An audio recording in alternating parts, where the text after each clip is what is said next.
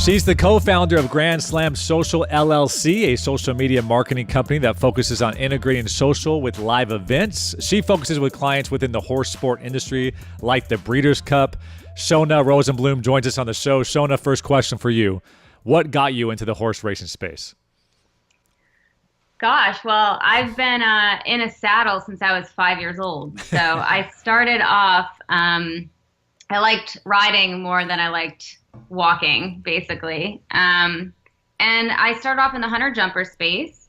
And then I actually didn't get into the horse racing industry until I started working in social media and advertising. And I interned at an advertising agency called CTP Boston. And they were the ad agency for the Breeders' Cup. And so I was introduced to that space through them in 2012 and then caught on pretty quickly. And now, I mean, the horse racing world is like so much a part of my life now. And it's weird to think that it's only been, a handful of years since I've been, involved in it. So back in 2012, when you were interning at the ad agency level, did you see an opening for, I guess, a niche market there for the social media side on horse racing specifically, or the horse sport industry? I think what happened was when I graduated college, it was just around the time when there really were not many jobs available. So the economy had taken a bit of a turn. I graduated in 2009, so I know what you mean. I was 2010. So yeah. So it was. I kind of started my professional life like kind of scrapping together different jobs. And I mean, I was like a 23-year-old intern, bartending and working at an ad agency as an intern for a while. But what happened was I noticed that they didn't really have a social media person in-house at the Breeders' Cup. So while I was working and helping on the advertising side of things, I saw an opportunity to work with the Breeders' Cup specifically on social media. And that, I think, was around the time that Instagram was launched. So now you have, Twitter, Facebook, and Instagram, and it was getting to be too much for their, the person that they had in place doing it. So I ended up leaving the ad agency I was at and pitching Breeders' Cup directly to go work with them as basically like an independent contractor doing only their social media. Very cool. So yeah, tell us a little bit about Grand Slam Social. I know you work with the Breeders' Cup, but are you focused specifically? Have you just really carved your niche in the horse sport industry specifically, or do you also venture out to other clients? I think the building blocks of social media and especially our favorite place to play, which is strategy, they're applicable across many industries. And my background is in some other traditional advertising agencies and spaces. So I worked with Reebok and IBM and the paint company. So we worked on digital campaigns. So it wasn't only social, but social was a big part of it. And so I learned a lot in my experience there. But what drew me to the horse industry, not only obviously my passion and background is in horses, I've owned horses and ridden my entire life, but just the natural fit of sports and live events with social media was just so interesting to me and to my partners who I ended up, founding the company with. And I remember working at Race Point Global, which is the digital agency I was at before, and we were just like trying to come up with these cool campaigns about painting. Or cloud software, and you're just like, oh, this is so hard. And then you go over the sports space, and it's so much easier to make it fit. Yeah, we have a similar background because I grew up obviously playing basketball and loving sports, so started working with saw a niche as well, saw an opening following the Lakers. It's like they're not providing content for the fan, and very similarly, it sounds like you and I both kind of saw an opportunity there and said, why aren't you guys doing more of this type deal? So it's interesting to hear your story. What have been some of, I guess, your most successful campaigns or your favorite campaigns to work on in the last couple of years in this space? I mean, that one's so easy, hands down. We did a campaign so in addition to working in the horse racing sports side of it and fan side of it, we also have found our way into working with a lot of breeders and horse farms. So one of our favorite campaigns we've done, it's called America's Most Eligible Stud. And we took this horse that was new to the breeding scene. It was his first year standing at stud in New York State, and we turned him into the bachelor horse. So the series was, there's 2 seasons so far. Season 1 was like a blog series, and it had video components and a lot of Photoshop and really crazy interpretations of these dates that he would have with prospective mares. And his whole goal was to, instead of finding his one true love, he was looking for his 100 true loves, because in the breeding space, the goal is, quality and quantity. So we did season 1, and then season 2, we actually did a full YouTube series. So it was an 8-episode YouTube series, all video. And I mean, I wish someone was following us with a making of camera behind because I can't tell you. I mean, there were talking animals in it, and we're trying to get these animals to do things, and they're not like professionally trained animals. Right.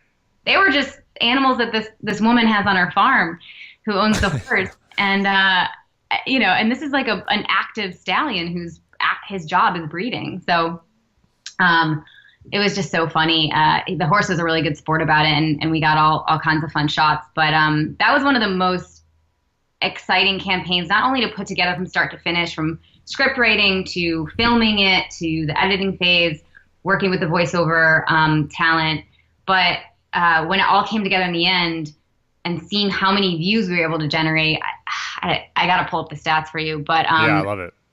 It did really, really well, and it got a Bronze Telly Award for short form video this year. Very cool. It got Bronze People's Choice for Telly, and then won a couple other things too. So it was nice to see that the community liked it as well, and it wasn't just us and all the blood, sweat, and tears we put into it. Yeah, I think with Facebook Watch and now IGTV, a lot of people want to become first to market to it, but sometimes you put all that budget or all that time into it, and maybe it necessarily doesn't work, or it gets 900 views, and what a waste of, I guess, time. But it sounds like in that scenario, you guys really took it seriously, but it actually paid off for the end consumer.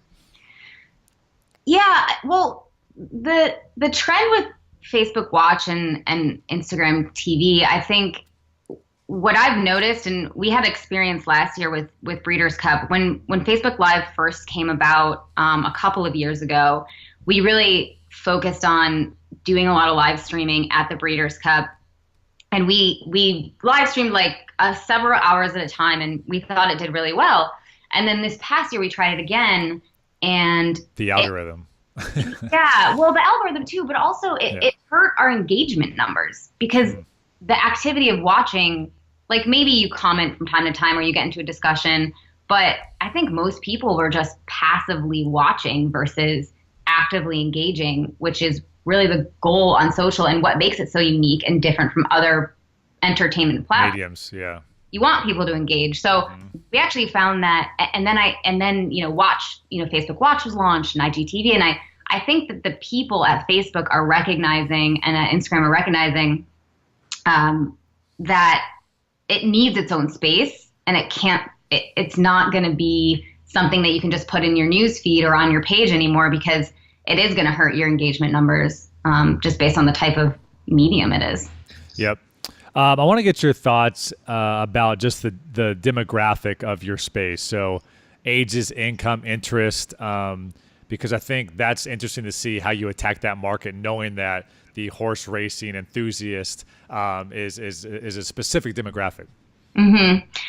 Yeah, we've done a lot. Actually, when you look at the demographics on social media, I think general people who are on will skew it younger, because there is a bit of a younger audience. But as we know, Facebook has an older demo.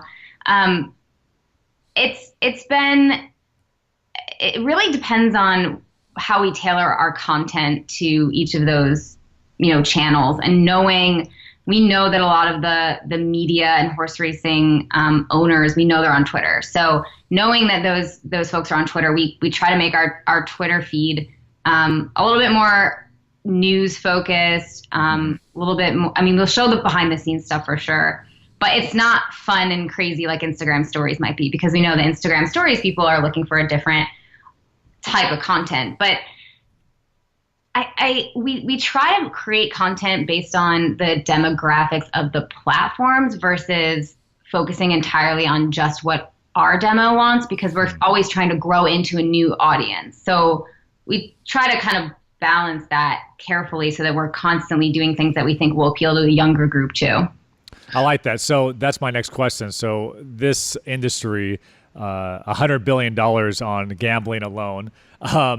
How much does that come into play? Because if you're trying to reach a different demo, maybe it's through someone that just wants to gamble here once in a while they're in Vegas. Maybe it's through fashion as well. Then that's always kind of a topic of concern, especially when celebrities are attending these big events. So are those kind of the fringe topics that you touched on to try to get more people involved? Definitely. I think we've had some hurdles when it comes to social media and definitely the gambling piece. I mean, it's a little bit, it's going to get better now that, sports betting is, made a lot of strides in the last, couple months. But like, for example, you can't, we weren't allowed to do any like Twitter promotions for a while or do general, we work with Sprout Social and they have a thing called Twitter Lift. And you can basically, what it does is it automatically optimizes and promotes tweets that are doing really well on your channel, but you can't pick and choose which ones get promoted. They have their own kind of algorithm that will promote whatever's already doing well. So we tried to get that going and Twitter denied us. So it's been... Because some of the content was gambling related or? Right, because some of the content was gambling related and they have a lot of strict rules there. But the way, the Breeders' Cup is different. It's a different beast than a lot of other brands because you do have this multifaceted audience where you have the people who are going for the fashion and those who are going because they love the horses or those who are going because they're major horse players. And then you have the breeders and then you have the owners. And so that's probably one of the most difficult parts of the strategy when we're putting it all into play is figuring out how to keep all of those people happy, especially in a space where anyone can comment and say anything and they can tell you right away if they like the content or don't like the content. And the horse players might not like what the fashion audience likes. And so it's a balance. But I think the best approach that we've taken is really we use social media to capture people's attention and then drive them to a place where they can get more either entertainment or information or take the next action. So when we're posting fashion content or merchandise, they're going to the shop page. They're going to the Breeders' Cup shop so they can spend more time in that space, or they're going to fashion content on the site. When we're talking to the horse players, we're driving them to a tournament site or places where they can get more information about horses that are running. So really, we try to appeal to as many people and then drive them to a place where they can, dive deeper. So I would like to hear your thoughts on, sports gambling. It's still kind of its infancy, but the fact that it will be legalized across multiple states, I'm sure in the coming, months and years. When you heard that information, is that something that excites you? Because now it just allows you guys to really lean into what the industry really kind of focuses on? I might be a biased person to answer this question, but because I'm a horse player myself, I love to play on the weekends and, when we're at events, sometimes dabble. But I mean, I think it's great.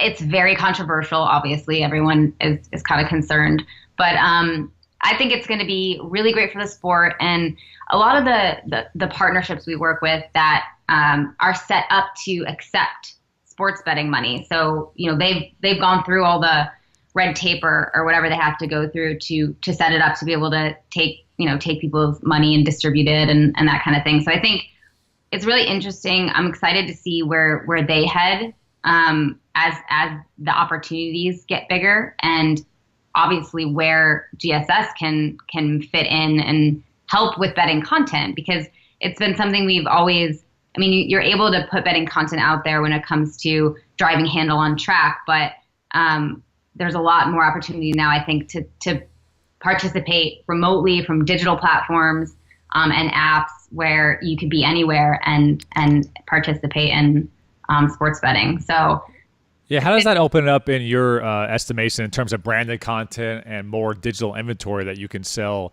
to sponsorship now that that's open and something that people can actually be a part of? Do you think that just opens up a whole new potential revenue stream in the coming years on that front? I think it's TBD. I do think that it's going to be there's going to be money to be made, and it's going to be a race to who can do it the best. In horse racing, the groups that accept sports betting remotely, they're called ADWs, and they've all come out with over the past years different online betting apps.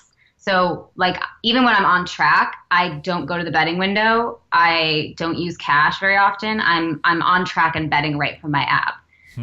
So Twin Spires, TVG has one, ExpressBet, and it's such a seamless experience. So I think whoever figures that out, or however they can integrate additional betting options into that experience, because I think a lot of people who participate in betting with the horses, they're definitely open to other sports, and I think whoever has the best technology is probably going to be the winner. I like it. So when we saw what happened with Justify, obviously in 2018, when there is a potential for a Triple Crown winner, how much have you seen working in this space? I know it's happened a couple of times the last few years. Is that just a game changer in terms of engagement and just new people wanting to be involved, or your ability to go after those people? It's so funny that since we've started this, there's been 2 Triple Crown winners. Yeah. It hadn't happened for such a long time. And when American Pharoah won, that's when Grand Slam was founded. And actually the name Grand Slam comes from the sports term. I don't know if many people are familiar, but they kind of are coining the Triple Crown races into the Breeders' Cup Classic as the Grand Slam. So it's those 4 I think it went 4 now. Huh. winning those 4 races. And American Pharoah did all of those. Wow. So, and that's a huge accomplishment. The funny thing about the engagement result, obviously we called it the Pharaoh hangover the year after, because it just was really hard to catch those numbers. But this year with Justify, it's so sad. It's almost like people are they're like, oh, that just happened. So they're used to it now. Yeah. and I'm like, no, it's still really a huge deal. And it's just, that goes to show you just how people are these days, like the attention spans, and oh, that's not new anymore. That happened 2 years ago. That's funny. All right. So some overall social media questions I'd love to get your thoughts on. I ask this question a lot on the show and always get some good feedback. Where do you see the undervalued attention right now on social and digital that you think people aren't paying enough attention to? It's hard to say what spaces are undervalued. I think, in my opinion, the trend right now and what we recommend, we work with a lot of brands and companies that have a smaller team. So, if you're the WWE and you can have 90 people on your social media team, then, definitely look for spaces that are undervalued because you have the people in place to execute, everywhere. But I think it's less about trying to be everywhere and more about trying to do what works for your goals really well. So the first thing that we do is really keep everything super goal oriented, and not just in the sense of going for metrics like impressions and engagements, because even though those are important, they're also very tied to viral activity. So especially in the sports world, if you're looking at your impressions from June 2018 and engagements compared to last year, and like some crazy sports event happened, or a horse broke a track record, or, last year was Gun Runner, who got another horse's horseshoe stuck in his tail, and he won a race with an additional, horseshoe just like flying out of his tail, and the internet went crazy. So I think chasing those numbers is a losing battle, but if you can make sure that your engagement rates are staying on point, that your referral traffic to your website, pulling out those goals that are a little bit unrelated to those viral events, to be able to properly understand what you're doing and how it's working. And so I think Facebook, a lot of people got freaked out about the Zuckerberg stuff this year, and I had faith. I had faith that they would bounce back because it is such a successful channel when it comes to reaching goals, driving traffic. Even with the decrease in reach and engagement, it's still one of our biggest drivers of results for the goals that we set. So I think Facebook, double down, keep going with that. In terms of Instagram, obviously it's leveling off in terms of growth.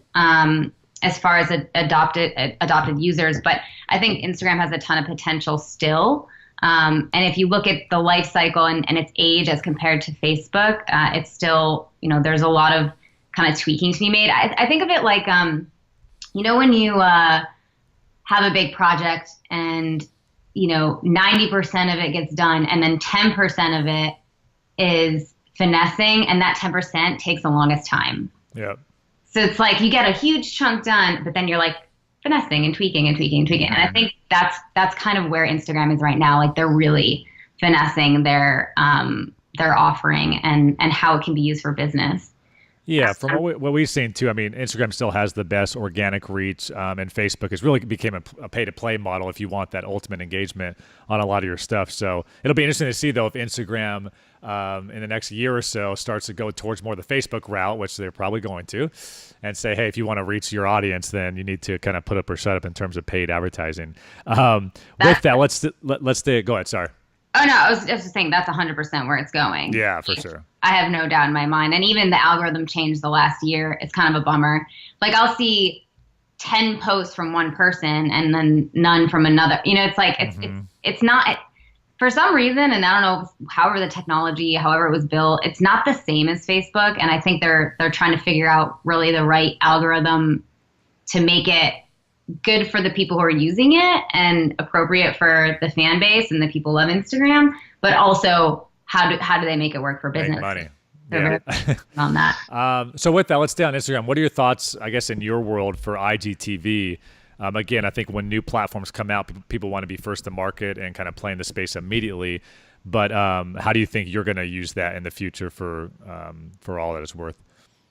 So we've just kind of jumped on Facebook Watch recently and had a lot of conversations with them, and we're working on a project with the Breeders' Cup to implement that platform. So as far as IGTV, I know a lot of people like to be first adopters and jump on the bandwagon, but at the same time, again, it goes back to what your resources are. And if you just have endless amounts of money and you have like a discovery team as part of your, or like discovery social media budget, like that would be great if everyone just had that. So to your point, if you're only tweeting 4 times a day because you have one social media manager, don't try to develop an Instagram TV strategy, which makes sense. Yeah, exactly. So, yeah.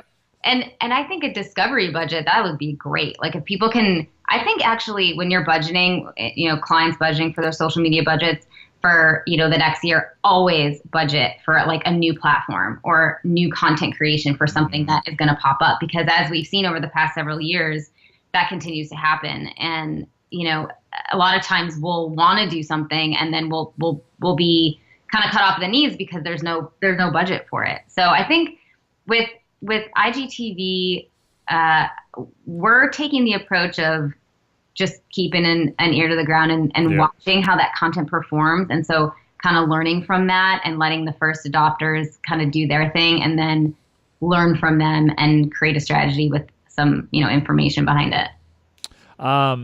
So we talk a lot about on this show too, that's kind of the fun thing about our industry is it's always changing and evolving, but it's also kind of frustrating too, because like you mentioned, every 6 months or so, something else kind of comes up and you have to pay attention to it. Do you find some of that same, I guess it's great, it's fun, it keeps it interesting, but also right when you think you have something, it kind of gets frustrating as well because it's always changing? Definitely. I think most social media strategists feel that way. You build a strategy around what at the time, and we build 1-year strategies, and even that's too it's like you almost got to build these strategies in like 3-month increments, and that's tough to do and stay ahead of. So social media it's an interesting place to play after having had experience in advertising from the traditional sense, because you know, traditional advertising, you spend a ton of time and money on like a TV spot. And then once it's done, you know, it goes into market, and that piece of content can last for years. Versus social media, the same amount of thinking goes into it because it's your brand and it's important, and it lasts for a few days or a few weeks. So that's probably the most frustrating part, when you spend a lot of time on something and then you know it's only going to live for, you know, a week or two. Yeah. So you and I graduated around the same time, so I'm interested to hear your thoughts too on, you know, especially in the early going, it was really like, hey, you know, social media, let's hire a social media manager and they'll handle all these different platforms. Have you seen the industry shift? I know we're still far away, but are people starting to understand the importance of digital? Maybe a Breeders' Cup, they've spent so much money in marketing and in arena and all these different things, but have you seen the industry start to shift a little bit, understanding money needs to go to this department in order to kind of stay ahead of the curve? Yes, definitely. And finally, just over the past couple of years, people are planning for social media as part of their budget. I think a lot of folks were turned off by not understanding the true ROI. And, you know, ROI with social media, it's a boondoggle. People are still trying to figure it out. But I think it helps, you know, what we've been able to show. It's easier to show ROI if you have a digital business or an online business. So like if you're selling, you know, e-commerce, right. E-commerce, it's, I mean, that one's easy, but when it comes to the impact on your overall brand, it's really hard to measure that. And you can measure sentiment and all kinds of fun stuff through social listening, but that's where people, I think, struggle a little bit. So, you know, I always use example too. You know, the famous Wendy's tweet, excuse me, that you know, I think Carter Wilkinson or whatever his name was asked for retweets to get free chicken nuggets for life. The most retweeted tweet of all time. But to your point, how much dollars did that actually result for Wendy's in that period? Although the press was free and everything was amazing, it's hard to quantify exactly what that meant from an ROI perspective. Well, also it's more expensive than PR. So PR, you know, it's words versus content. And, you know, PR budgets are one thing. And then if you try to lump social into that as well, it's not, you know, those two don't fit together. So when it comes to social, it's because you're cranking out so much content. That's why, you know, it can be expensive when it comes to the content creation piece and also the management piece, just with there being so many different platforms to keep going and the pace of social. So I think when people get freaked out about ROI, they're like, well, we're spending a lot of money because to do social media really well, you have to go all in. But I think, you know, it's definitely, from the Breeders' Cup standpoint, we've gotten a lot of positive feedback from people in the industry saying, oh, you know, the Breeders' Cup does it right. You guys do a great job. I think it plays in, there's a customer service component where communication with people feel like they can get in touch with the Breeders' Cup immediately, which I think that's a really cool piece of the ecosystem in marketing these days, where you can literally, I can go on, like airlines are my favorite. They just have this huge, I don't know what their command centers look like, but I love tweeting at airlines. Yeah, they get back to you pretty quick. Yeah, they get back to me so quick. I never call anymore. I'm like, cancel my flight. Gotta go. I will say Delta charged me like way too much money for overages on the weight of my bag. I tweeted at him right away and said, Southwest doesn't charge me this much. Southwest replied back in seconds. Delta never replied. So all of a sudden I like Southwest better, but that's important. I agree. But those moments, how do you quantify them? How do you get an ROI out of creating brand loyalty, out of personal interaction with people?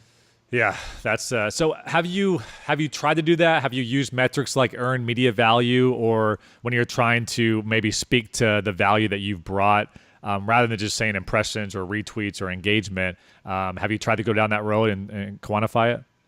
Yeah, we do. We show our results a lot through storytelling. So I think that's the way to go.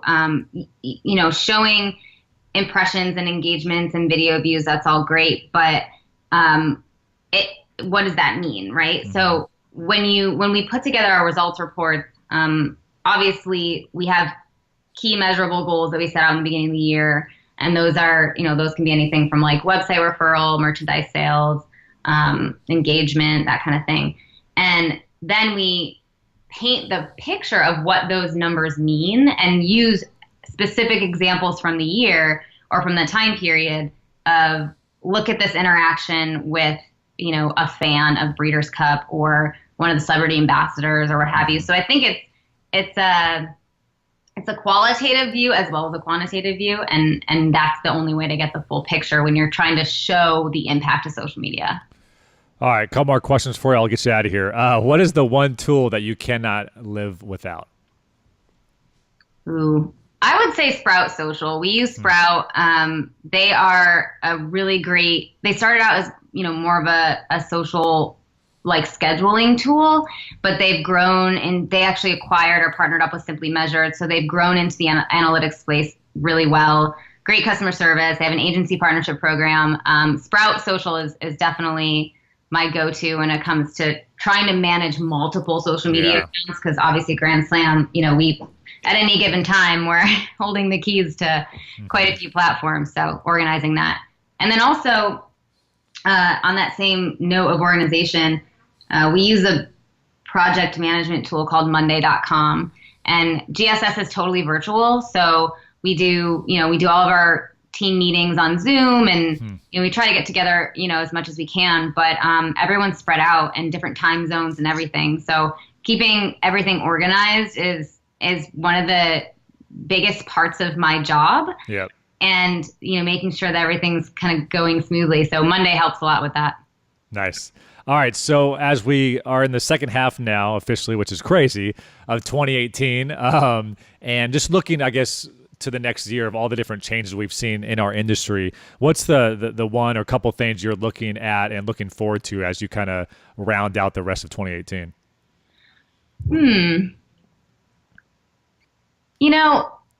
It's interesting. I know a lot of people are kind of like they're all about like the buzzwords and the AR VR space and kind of that like sexy new frontier. And I think when it's done right and adopted a bit more widely, I think it could be really cool. But I think those pieces are going to be end up in like a niche space versus like being super widely adopted when it comes to like augmented reality or virtual reality.